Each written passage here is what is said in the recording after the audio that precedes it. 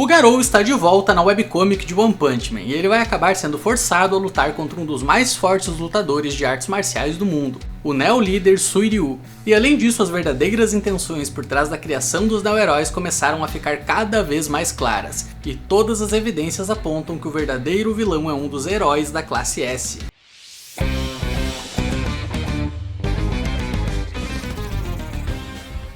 E aí galera, tudo beleza? Eu sou o Vinícius Winkler, esse é o NerdTube, hoje eu vou falar da webcomic de One Punch Man, então já mete aquele soco caprichado no like e garanta sua inscrição aqui no canal. O capítulo 133 começa mostrando o Garou, que agora está trabalhando em um caminhão de mudanças. E vemos o dono do caminhão falando ao Garou que está impressionado com o quanto de peso ele consegue carregar sem nenhuma dificuldade. E por isso ele oferece um bônus pelo trabalho super eficiente que o Garou fez. Mas no meio da conversa o Garou é subitamente atacado por vários dardos tranquilizantes disparados pelos Neo-heróis do grupo do Suiryu. E em seguida vários Neo-heróis correm até o patrão do Garou e dizem para ele fugir dali, já que o Garou é um criminoso violento e pode acabar atacando ele a qualquer momento. E então os Neo-heróis vão até o Garou para pegar ele e levá-lo como prisioneiro. Mas quando eles chegam perto do ex-caçador de heróis, eles se dão conta de que apesar de ter sido atacado de surpresa, o Garou conseguiu segurar todos os dardos tranquilizantes. E nesse momento o grupo de Neo-heróis tem a brilhante ideia de colocar o Garou para dormir na porrada mesmo. Porém, como era de se esperar, o Garou nocauteia todos eles num piscar de olhos e sem nenhuma dificuldade. Mas incrivelmente o Neo-líder Suiryu não fica assustado ao ver isso. Pelo contrário, ele fica muito animado e empolgado para lutar contra o Garou. E então ele pula em frente ao ex-aluno do Silver Fang e diz que agora entende por que o Garou deu tanto trabalho aos heróis da classe S. Porém, o Suiryu diz que ele não vai ser tão fácil de derrotar quanto os heróis da associação. Pois é, antes mesmo da luta começar, o Suiryu já começou a contar vantagem, dizendo que ele é mais forte do que os heróis da classe S. Mas o mais interessante é a diferença de personalidade dos dois, já que enquanto o Suiryu não para de falar nem por um segundo, o Garou não diz uma única palavra. Mas enfim, que após se gabar um pouco, o Suiryu decide testar as habilidades de combate do Garou e parte para cima dele dando socos e chutes. Porém, o Garou consegue desviar facilmente de todos os ataques do Neo-líder. Só que o Suiryu também é um lutador de artes marciais de nível excepcional e também consegue desviar dos contra-ataques do Garou. E para facilitar as coisas, o ex-caçador de heróis se deixa ser atingido de propósito para conseguir segurar os braços do Suiryu e na sequência ele acerta um chute com os dois pés no peito do Neo-líder, que é empurrado vários metros para trás. Mas o Suiryu não recebe nenhum ferimento com esse ataque e decide aumentar um pouco o nível do combate. E então ele simplesmente pega o caminhão de mudanças totalmente carregado e joga ele contra o Garou sem fazer nenhum esforço. Mas ao invés de simplesmente desviar, o Garou segura o caminhão no ar e com cuidado ele larga ele de volta no chão. Afinal, ele não quer quebrar o instrumento de trabalho do patrão dele. Mas quando o Suiryu percebe que só jogar o caminhão contra o Garou não foi o suficiente, ele decide ir um pouco mais além. E o Suiryu se prepara para dar um soco com força total no caminhão. E é interessante que esse foi o único momento até agora que vimos o Garou demonstrando estar interessado em algo, já que ele grita pro Suiryu pedindo pro Neo-líder não quebrar o caminhão do chefe dele. Ou seja, o Garou mudou bastante desde o final do arco da Associação de Monstros, já que agora ele consegue sentir empatia pelos outros. Mas o Suiryu ignora totalmente o pedido do Garou e dá um poderoso soco no caminhão, que basicamente vira um monte de ferro retorcido e voa violentamente contra o ex-caçador de heróis. Mas mesmo assim o Garou não recebe nenhum dano do ataque do Suiryu. E ao ver isso, o Neo-líder fica impressionado e decide testar o poder do traje de batalha, que aumenta significativamente a sua força física e a sua velocidade. Porém, o ex-discípulo do Silver Fang tem os reflexos tão rápidos que consegue bloquear todos os ataques do Neo-líder mesmo assim. E conforme a luta avança, vemos que o Suiryu está começando a ficar preocupado, já que ele percebe que o Garou está se acostumando rapidamente com seu estilo de combate. E se as coisas continuarem nesse ritmo, ele vai acabar se complicando, e por isso o Suiryu decide testar uma função especial que existe somente nos trajes de combate dos Neo-líderes, que é a capacidade de remover completamente os limitadores do traje para dar um aumento ainda maior nas capacidades físicas do usuário. E na sequência vemos o Suiryu removendo todos os limitadores do seu traje, e ao fazer isso ele fica tão veloz que começa a acertar todos os golpes no Garou. E desse modo o Neo-líder começa a dominar a luta e espanca o ex-caçador de heróis violentamente. Só que conforme a luta continua, o Suiryu percebe que tem algo errado, já que ele não consegue desacelerar seus golpes, e ele tem medo de exagerar e acabar matando o Garou com tantos golpes poderosos. Mas a impressão que o Suiryu tem é que o traje de batalha memorizou seu padrão de ataque e agora está se movendo sozinho para atacar o Garou. E por isso o Suiryu começa a lutar contra o próprio traje, mas ele só consegue parar de atacar no momento que a energia do traje de batalha se esgota por completo. E nesse momento o Suiryu começa a se sentir mal por ter matado o Garou. Afinal, ele não é um assassino, e além disso a missão dele era para levar o Garou prisioneiro.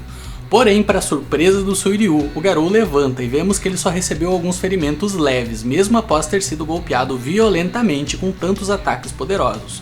E para piorar, o Suiryu não consegue se mover, já que o traje ficou travado depois que a energia dele acabou. E por isso o Suiryu precisa fazer um grande esforço somente para levantar os braços. Ou seja, se o Garou atacar agora, o Suiryu vai estar completamente indefeso. Mas para a sorte do Suiryu, o patrão do Garou reaparece, e ao ver que o caminhão de trabalho dele foi totalmente destruído, ele culpa o Garou, e começa a xingar o ex-aluno do Silverfang dizendo que ele é um encrenqueiro e que precisam prender ele com urgência.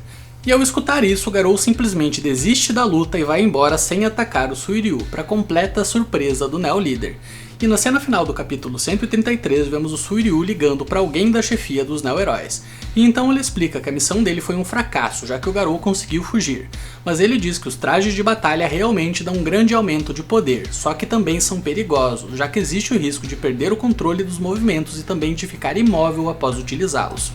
E depois vemos o Suiryu sentando no chão, e ele começa a pensar que a vida de herói não é tão fácil quanto ele pensava. Pois é, o Suiryu não faz ideia da sorte que ele tem de ter enfrentado o Garou no modo caçador de emprego, porque se fosse o Garou caçador de heróis, o Suiryu estaria totalmente moído a essas horas. Mas enfim, que avançando para o capítulo 134, vemos os capangas da Fubuki assistindo TV. E tudo o que passa em absolutamente todos os canais são notícias enaltecendo os neo-heróis. Pois é, a mídia está sendo totalmente manipulada por eles, e desse modo a população também começa a gostar mais dos neo-heróis do que dos heróis da associação. E até mesmo os membros do grupo da Fubuki estão tentados a irem para os neo-heróis, e pretendem discutir isso com a Fubuki na próxima oportunidade que tiverem. E na sequência vemos a Fubuki, e ficamos sabendo que ela tem passado várias horas todos os dias em uma sala isolada junto da Psychos. E ela tem usado seus poderes paranormais para tentar ler a mente da sua antiga amiga.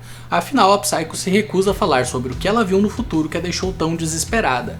E por isso a Fubuki se obrigou a invadir a mente da Psychos. E galera, o cenário dentro da mente da ex-líder da Associação de Monstros é muito parecido com o local onde o God apareceu para o mendigo imperador no momento em que confiscou os poderes e a vida do seu antigo servo. E nesse lugar vemos a Psychos, mas tudo o que ela faz é ficar parada, repetindo que ela falhou e não existe perdão. E quando a Fubuki pergunta quem é que não vai perdoar ela por ter falhado, a Psychos começa a repetir várias vezes que ela não sabe. Pois é, lembrando que no momento em que o mendigo imperador concordou em falar sobre o God pro homem zumbi, o God apareceu para ele dentro da sua mente e em seguida o corpo do mendigo imperador entrou em combustão espontânea. E a Psychos deve saber que isso vai acontecer com ela também caso ela diga qualquer coisa a respeito do God. É galera, parece que a grande catástrofe profetizada pela Shibaba era a aparição do God no planeta Terra. E se for esse o caso, os heróis têm no máximo mais 4 ou 5 meses para se prepararem para a batalha contra essa entidade maligna. Enfim, que na cena seguinte vemos o Suiryu, que está indo de moto até o QG da Associação de Heróis para encontrar com a sua irmã, a Suiko, que se tornou uma heroína da classe A. Mas antes de chegar lá, ele vê outro Neo-Líder, o Blue, que está indo com um propulsor a jato em direção ao QG da associação. Porém, quando o Blue chega no portão, os funcionários não deixam ele entrar. Afinal, a ordem que eles receberam é para não deixar ninguém dos Neo-Heróis entrar no QG da associação, porque pode ser um espião tentando se infiltrar. E desse modo, o Blue fica sem escolha, a não ser gritar bem alto na esperança de que alguns dos diretores o escute e aceite deixar ele entrar para conversar. E então o Blue começa a explicar aos berros que ele tem uma sugestão sobre o futuro da indústria dos heróis, e que ele tem uma coisa importante para perguntar a respeito do seu pai, o Blast. Porém, os gritos do Blue são sobrepostos pelos gritos do grupo das vítimas do nome de herói, que estão protestando e gritando exatamente ao lado dele. E o Neo-Líder percebe que é inútil ele ficar berrando ali com tanta gente gritando junto. Mas quando o Blue olha direito para o grupo de manifestantes, ele reconhece o Saitama. Lembrando que o Blue já viu o Saitama 2 vezes, primeiro quando ele perseguiu o Máscara Doce com a missão de executar ele, e depois quando o Blue foi lutar contra o Deus Máquina Espelho, mas quando ele chegou lá ele viu o Saitama derrotando o inimigo de nível dragão sozinho, e por isso o Blue começa a gritar pro Saitama perguntando quem ele é, se por acaso o careca é uma arma secreta da Associação de Heróis, ou se ele é somente alguém que sonha em ser exatamente igual ao Blast. Afinal, o Saitama age de um modo bem parecido com o Blast, fazendo atos heróicos de alta dificuldade e depois indo embora sem avisar ninguém que foi ele, para desse modo surgirem rumores sobre a existência de alguém poderoso para que depois de um tempo ele possa vir a público e se revelar como sendo o grande herói pelo qual todos procuravam, e desse modo se tornar uma lenda viva igual o Blast. Porém, enquanto o Blue falou tudo isso, o Saitama não estava prestando atenção, e por isso o Careca não escutou nenhuma das palavras que o filho do Blast disse para ele. E desse modo o Blue se irrita e chega mais perto do Careca, e após descobrir que o verdadeiro nome dele é Saitama, o Blue diz que cedo ou tarde eles vão acabar se encontrando no campo de batalha. E depois o Blue vira as costas e vai embora. E é claro que o Saitama ficou sem entender absolutamente nada do que acabou de acontecer. Mas na sequência chega outra pessoa que quer falar com o Saitama, dessa vez a Suiko. E então ela se apresenta e diz que é uma nova heroína da classe A, e pergunta ao Saitama se ele tem interesse em trocar dicas de treinamentos avançados com ela, a fim dos dois se fortalecerem. Mas a única coisa que o Careca diz pra ela é que ele fez flexões e abdominais. E a Suiko fica totalmente sem resposta, porque ela não sabe se o Saitama está dizendo a verdade ou se está tirando com a cara dela. E em seguida o Suiryu chega até eles, e vemos que a Suiko e o Suiryu se dão muito bem e têm muito carinho um pelo outro. E durante a conversa, a Suiko chega a chorar de emoção ao ver que seu irmão preguiçoso conseguiu arrumar um emprego nos Neo-Heróis. E depois o Suiryu pergunta para Suiko quem é o Careca ao lado dela. E a Suiko então apresenta o Saitama para o seu irmão mais velho, dizendo que ele é alguém muito mais forte do que o Suiryu poderia imaginar. Mas o engraçado é que o Suiryu fica achando que isso é uma indireta. Afinal, o avô deles, o falecido mestre Suisho, sempre dizia para Suiko que ela deveria namorar alguém que fosse mais forte do que o Suiryu. E então o Suiryu decide testar os reflexos do Saitama. E após ameaçar dar um chute na cara do Careca, o Suiryu diz que infelizmente é impossível que ele seja superado em força. Mas mesmo assim ele dá a permissão para que o Saitama namore a sua irmã, desde que o Careca prometa que vai se esforçar para ser um herói de alto nível. E depois o Suiryu ainda se oferece para levar o Saitama e a Suiko para os Neo-Heróis, para que eles sejam avaliados para o cargo de Neo-Líderes. Porém, tanto a Suiko quanto o Saitama acabam recusando a oferta. E na cena seguinte vemos o Blue e o Genos se encontrando por acidente em frente ao QG da associação. E o Blue aproveita a chance para convidar o Genos para se juntar aos Neo-Heróis, oferecendo um cargo de Neo-Líder para o Cyborg. E depois ele fala que enquanto Genos ainda é um herói da associação, ele deveria tentar descobrir sobre os experimentos que o Metal Knight faz com monstros bem embaixo do nariz deles. E em seguida o Blue vai embora e deixa o Genos pensativo. E na cena final do capítulo 134 vemos o Genos e o Saitama conversando dentro do AP do Careca. E o Genos pergunta ao seu mestre se por acaso ele sabe algo a respeito de experimentos realizados com monstros dentro do próprio QG da associação. E o Saitama responde ao seu discípulo que não sabe de nada sobre experimentos, mas que ele encontrou um lugar cheio de monstros presos no subsolo bem embaixo deles. E isso deixa o Genos ainda mais desconfiado das intenções do Metal Knight. E avançando para o capítulo 135, vemos o grupo de Neo-Heróis do Garoto Imperador derrotando um monstro. E após eles terminarem a luta, o Garoto Imperador pede para eles irem sozinhos atrás dos próximos inimigos, enquanto o ex-herói da classe S fica para trás estudando o corpo do monstro derrotado. E ele encontra mais um microchip implantado na cabeça do monstro. E curiosamente, no momento que ele encontra esse microchip, de repente aparece um dos Neo-Líderes mais suspeitos, o Gangster Ryumon, e ele questiona o Garoto Imperador sobre o que ele está fazendo, mas o moleque foi esperto e disse que estava estudando os padrões de monstrificação e tentando mapear os locais de aparições dos monstros, para que futuramente eles sejam capazes de prever onde cada monstro vai surgir. E o garoto pergunta ao Ryumon se ele pode ajudar, e depois pede para o seu colega Neo-Líder pegar uma amostra do conteúdo de dentro do intestino do monstro para ele fazer um estudo. E ao ouvir isso, o Ryumon diz que ele acabou de lembrar que tem algo importante para fazer, e então ele sai de perto do Garoto Imperador rapidinho. Pois é, o Garoto Imperador tá virando especialista em se livrar de pessoas chatas. E na sequência vemos o moleque abrindo um dos braços do monstro e ele percebe que existem músculos artificiais discretamente implantados no corpo do monstro. E então o Garoto Imperador se dá conta de que além das ações dos monstros estarem sendo controladas à distância através dos microchips, a força deles também está sendo regulada. De modo que provavelmente quando eles são enfrentados por Neo-Heróis, os monstros ficam super fracos. Mas quando é algum herói da associação que tenta enfrentar os monstros, eles ficam super fortes e muitas vezes derrotam os heróis. E desse modo a reputação dos heróis da associação está sendo lentamente destruída, ao mesmo tempo em que a reputação dos Neo-Heróis só melhora. E graças a isso as pessoas estão confiando cada vez mais nos Neo-Heróis e cada vez menos na associação. Ou seja, galera, os neo-heróis estão sendo manipulados e usados como massa de manobra por alguém que tem o objetivo de destruir a associação de heróis. E ao se dar conta disso, o Garoto Imperador chega na conclusão de que a coisa mais importante no momento é descobrir quem está controlando esses monstros ciborgues. E por isso ele decide pedir um conselho para um certo conhecido dele, que é uma das maiores autoridades do mundo quando o assunto é controlar máquinas à distância. Enfim, que na cena seguinte vemos o Saitama e seu grupo de heróis de nome bosta, e eles foram atender um alerta de aparição de monstros. Mas mesmo eles tendo chegado super rápido no local, os neo-heróis já tinham derrotado todos os inimigos. Mas em seguida, outro alerta de aparição de monstro é dado, e dessa vez o Saitama decide ir sozinho para chegar mais rápido. Mas mesmo com o careca chegando no local do alerta em poucos segundos, o monstro já havia sido derrotado por outro grupo de neo-heróis. E vemos que esse grupo de neo-heróis está sendo ovacionado pela população. Pois é, galera, isso prova que a teoria do Garoto Imperador é verdadeira. Os monstros estão surgindo próximos de locais onde tem grupos de neo-heróis. E desse modo os neo-heróis derrotam os monstros rápido e com facilidade. Mas quando acontece de algum herói da associação chegar antes, os músculos artificiais dos monstros tornam eles muito mais fortes, de modo que os heróis da associação geralmente são derrotados. E graças a isso a opinião da população do mundo inteiro está sendo manipulada com sucesso. Enfim, que na sequência vemos o Garoto Imperador em seu laboratório e ele faz uma ligação pro Dr. Bofoy, o criador do Metal Knight. E então o moleque explica a situação dos monstros modificados e pergunta se o Bofoy sabe quem pode estar por trás disso e por qual motivo. Mas o Bofoy simplesmente responde pro Garoto Imperador que eles não são mais aliados agora, afinal o garoto saiu da associação e foi pros neo-heróis. E por isso ele pede para que o Garoto Imperador não entre mais em contato com ele.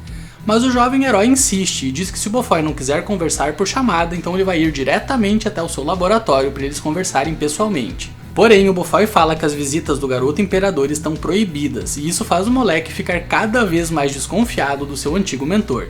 E ele decide falar abertamente que as atitudes do Bofoy estão deixando ele extremamente desconfiado. Mas o Dr. Bofoy diz que isso é bom, afinal ele sempre orientou o Garoto Imperador para que ele nunca confiasse em ninguém. E por fim, o criador do Metal Knight diz ao jovem herói que ele já está sabendo do robô gigante que o Garoto Imperador está construindo em segredo e depois desliga a chamada. E galera, isso foi uma referência ao robô Brave Giant do Garoto Imperador, que foi uma criação do Murata, e que agora o One vai colocar na webcomic também, para desse modo tornar as duas histórias mais parecidas. E na cena final do capítulo vemos o Dr. Bofoy assistindo em um monitor todos os neo-líderes e também alguns monstros, além de que ele também está monitorando o Saitama, o Garoto Imperador e o Drive Knight. Mas enfim, que todas essas evidências sugerem que o Dr. Bofoy seja o grande vilão desse arco. Mas galera, as coisas podem não ser tão simples quanto parecem, afinal o Bofoy é somente um dos suspeitos e na minha opinião nem sequer é o mais provável para ser o vilão desse arco.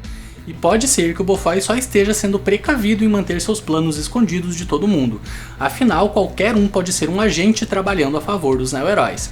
E inclusive vale lembrar que bem antes do arco dos neo-heróis começar, no momento em que os heróis da classe S se mobilizaram para destruir a associação de monstros, o Bofoy se recusou a ajudar.